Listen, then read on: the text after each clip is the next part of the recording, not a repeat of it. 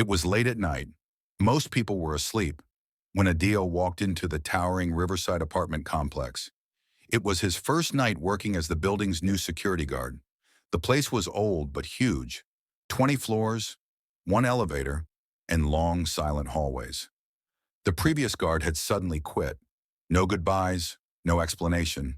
He had simply disappeared. At midnight, Adil began his usual rounds. The building was silent, but then he heard it. Ding. The elevator doors slowly slid open by themselves. No one was inside. Adil looked at the floor display. It blinked. 13. He frowned. There was no 13th floor. The blueprints clearly went from 12 straight to 14. Curiosity pulled him in. He stepped inside. The elevator buttons were dusty, except for one. An unmarked black button sitting between 12 and 14. It looked freshly pressed. He hesitated, then pressed it. The elevator shuddered. It began to rise. The lights flickered. The air grew colder with every second. Ding, the display stopped on 13. The doors opened slowly, revealing darkness. Adil stepped out.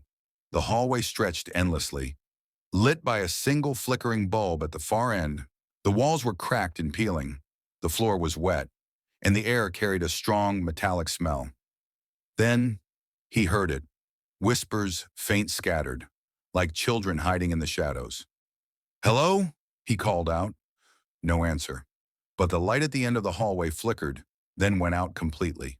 Suddenly, a door creaked open. Apartment 1306. Adil's heart pounded. He slowly approached the door. Inside was a fully furnished apartment, but everything was covered in thick layers of dust. On the dining table lay a guest book, dated decades earlier. The last entry read, "We shouldn't have taken the elevator." A cold breeze swept through the room. Adil turned and froze. At the far end of the hallway, shadows began to gather. Dozens of figures, pale, expressionless, drifting toward him. Panic set in. He sprinted back to the elevator, hitting the close button over and over. The figures moved faster. Their whispers grew louder. Their faces twisted into horrifying shapes. The doors closed just in time. The elevator suddenly dropped. Lights flickered out. Adil screamed as it plunged. It stopped with a violent jolt.